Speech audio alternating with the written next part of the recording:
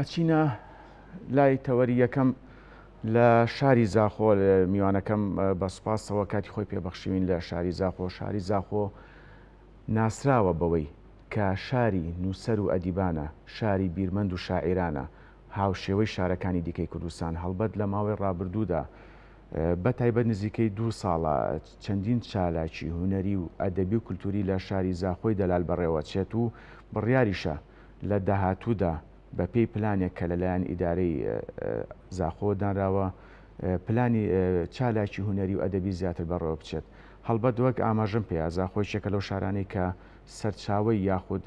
چەندین هونەرمەندی ناسراوی تیا هەڵکەوتووە، چەندین نووسەر و ئەدیب و زانا و بیرمەندی تیا هەڵکەوتووە. هەر بۆ ئەو مەبەستەش بە سوپاسەوە بەڕێز دڵخاز موسامان لەگەڵایە بەڕێوەبەری گشتی ڕۆشنبیری و هونەری زاخۆ.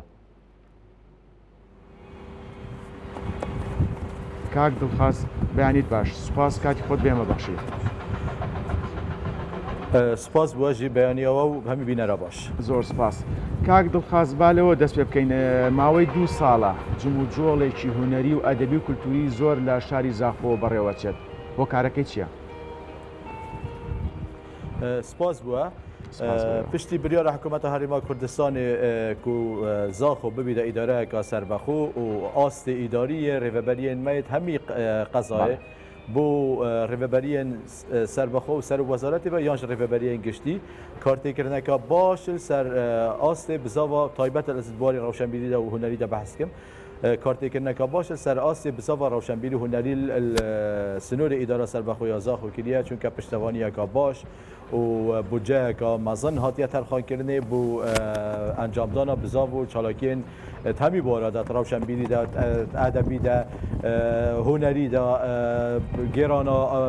فستیڤال و چالاکیên مەزن ساختکردنا هەمی بوونە و یên نەتەوەی ئاینی نیشتیمانی شێوەیەکی گشتی ینی ئیدارە سەربەخۆ یا زاخۆ هەمی بیرەوەریە خۆل باژێریت کرد خۆدان و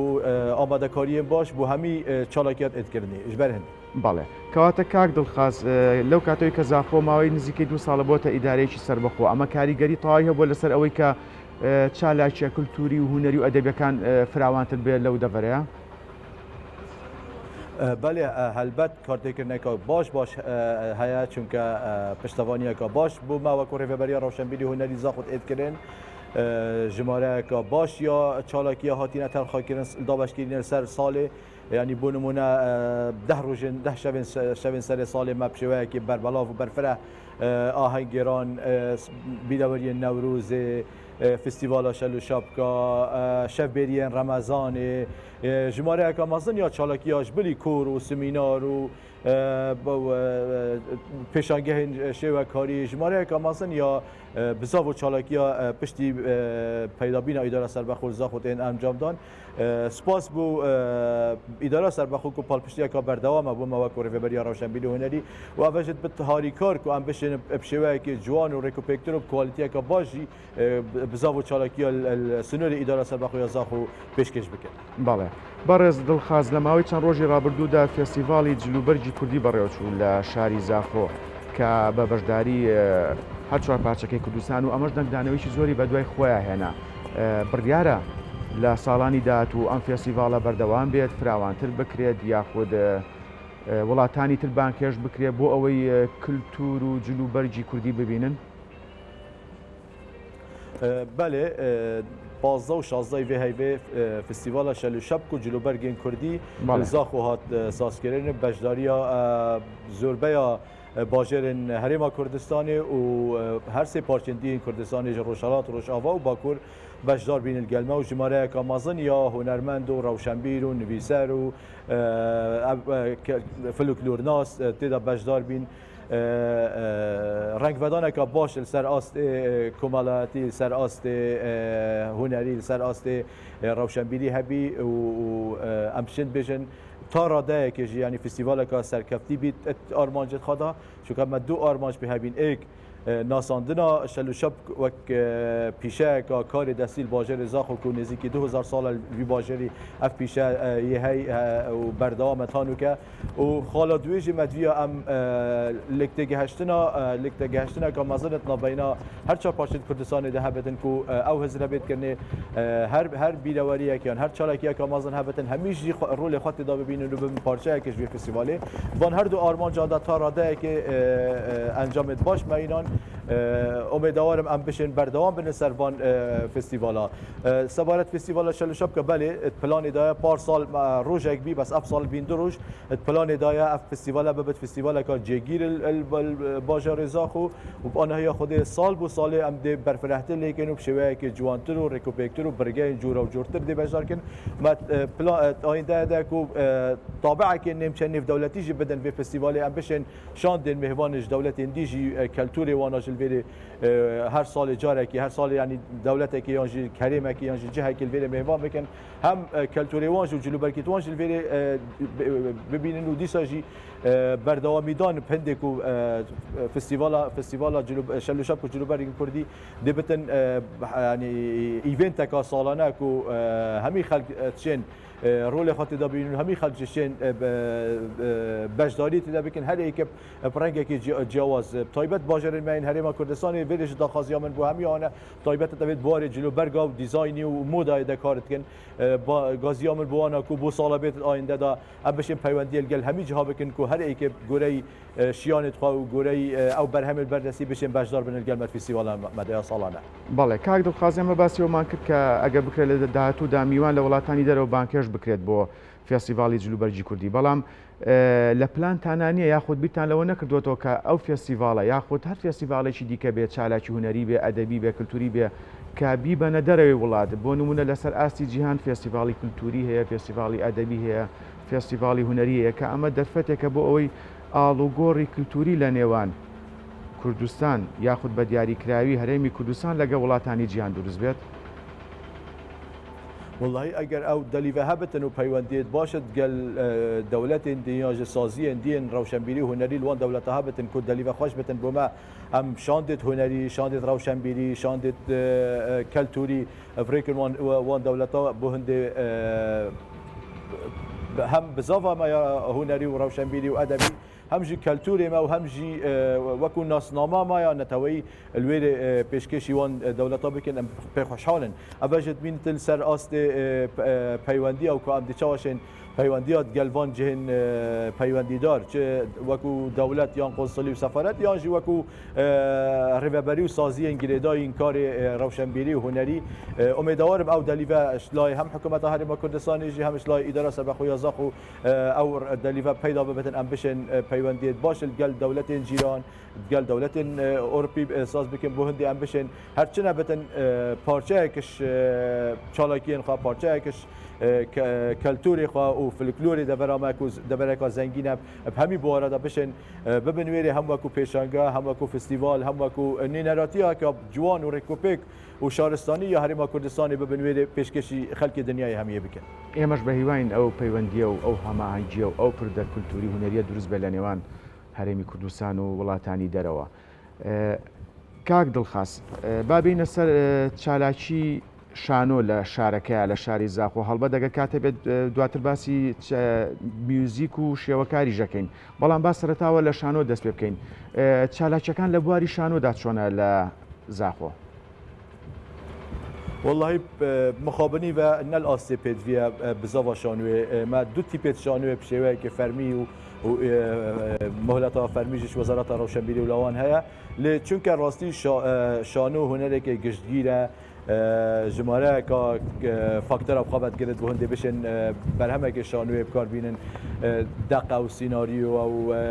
اکتر و دیکور و جلوبرگ و اکسسوارات و روناهی و یعنی کاری که مازن بود وید و بجای که مازن شد بود وید لحتانو که نه وزارت روشنبیری و نجی الویر الاداره سربخوی زاخو یعنی پالپشتیه که تمام بو بزاوا شانوی نهاتیه که امیدوارم الویل گازیامن بو هم وزارت روشنبیری و لاوان هم جی اداره سربخوی زاخو که آوریه که جدی بدن بزاوا شانویه چون که شانو ما که همی هنریه بیا هرچی نبتن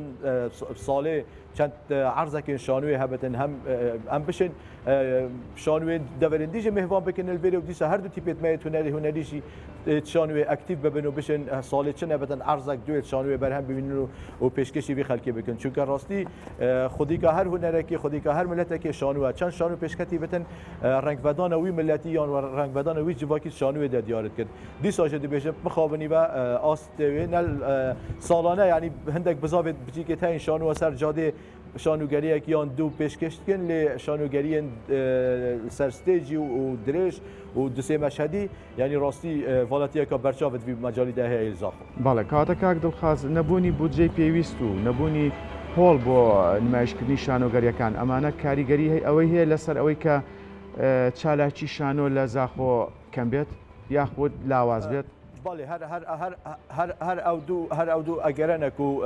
یعنی اگرن سرکینکو حتی نو که بزاوا شانوی نل آسته پیدویل وی باجری وکو خامه وکو بهرمند زورن دهان اکترین باش و در چوین پیمانگین هنرین جوان و کلی جهان هنرین جوان بشه شانوی مل وی باجری هنه و ما دو تیپت فرمیجه هنه لی راستی یعنی اف حواله شارزات بواری هنری و شانوی در زانن چند پیشکش کردن شانوگریه که چند زحمتیت بینن و پیدوی بجه که مازن بشن چالاکیه که بگن تانو که هر دو اگر نبونه هول جی دیسا جی ما بابت هول ده جی ما پیوندیل گل اداره سربخوی زاخو هيا کو اوان جی سوزکا زارکی دائما کو هولا کا تایبت شانوی و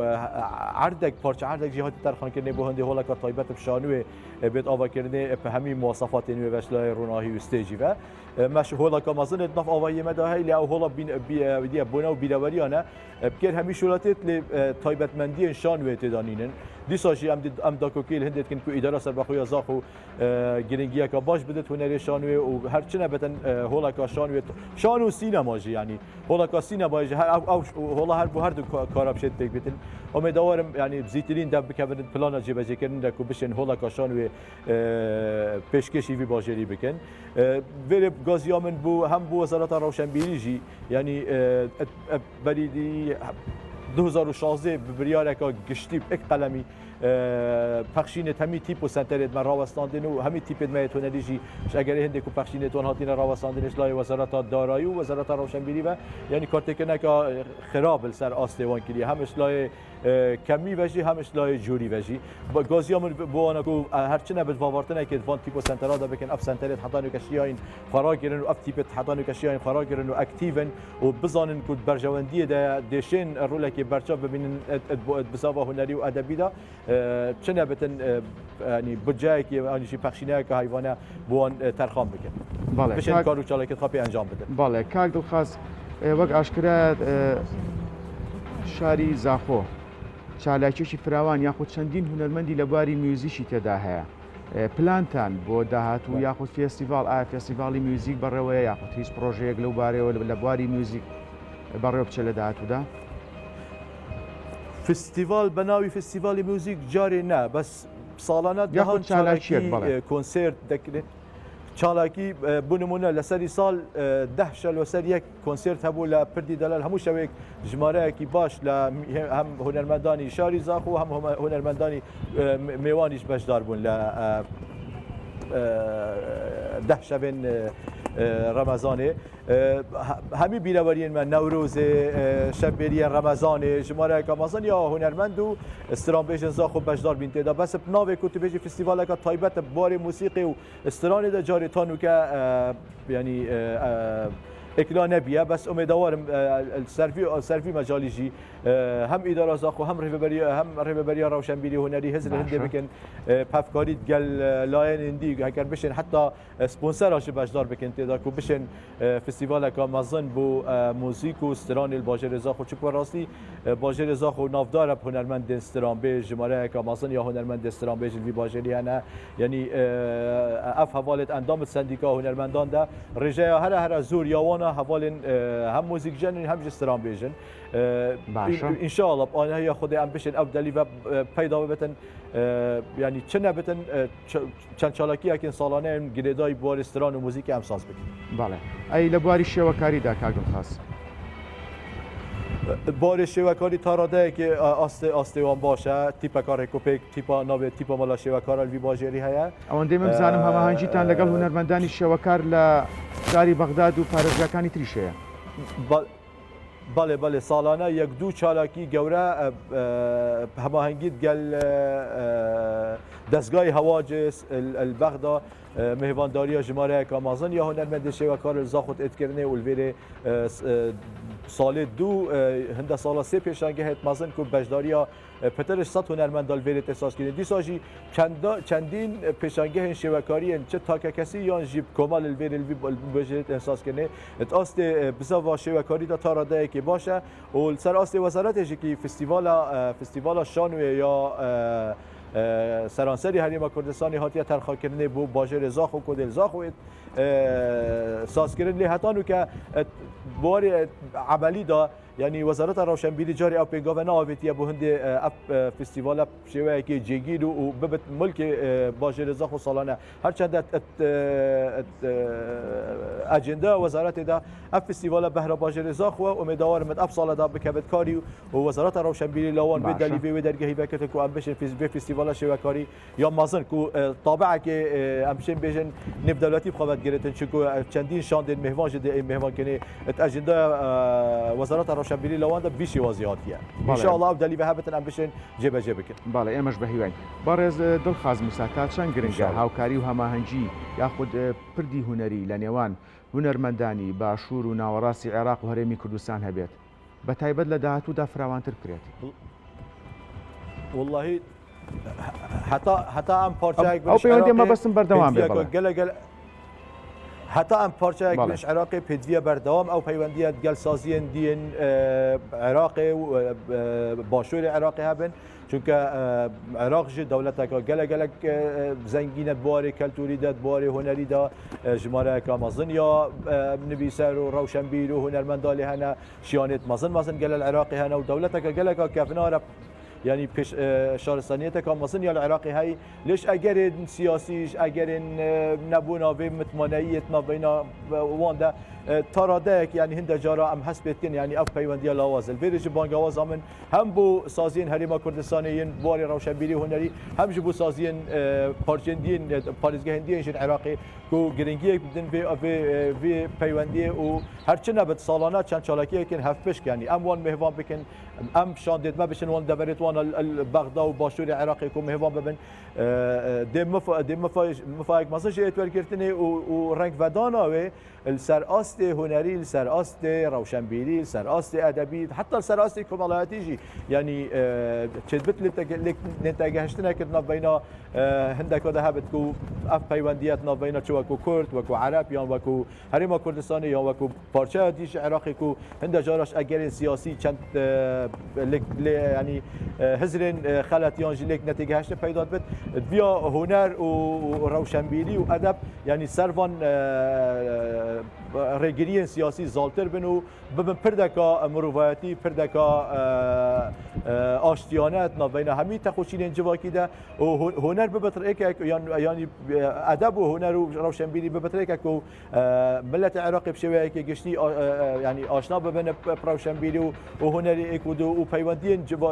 جواکی و پیوندی آسایی خوشت نبین همی تخوشین جواکن هرم کردستانی و پارچه دین عراقی جهبن ان شاء الله. بالا کاک دڵخواز من دو پرسیارت ئاراستا کەم سەبارەت بە فێستیڤاڵی هەنار ئایا بەردەوامە فێستیڤاڵە؟ او فستیوالات چونکە هی تایبەتمەندیەکەی هی ڕێڤەبەریە چاندنێ و ئیدارە سەربەخۆیە زاخوە وەک پلان من ئاگەژ هەیەک و بەلێ دێهەبێت بەس ڕاستی تەفاسیلی توێ ئەس نەتناف دەمە چونکە نەسەر ڕێڤەبەریەمە وەک ڕێڤەبەریە ڕەوشەنبیری هونەری بەس وەکو پلان ئەس باوەرم ئەف ساڵەژێ دێهەبێت فستیڤالە هەنار و ئینشاءڵڵا دێهەبێتە کەواتە بەردەوامە بێ کاک دڵخواز. ان شاء الله دي بردوام بته چونکه پلانا اداری ده او فستیوال سالانه دوباره بن افصال ان شاء الله. بەڵێ بەڕێز دڵخواز موسا بەڕێوەبەری ڕۆشنبیری هونەری زاخۆ سپاس کە ڕاستەخۆ لەگەڵ مابووی سەرکەوتوو بن.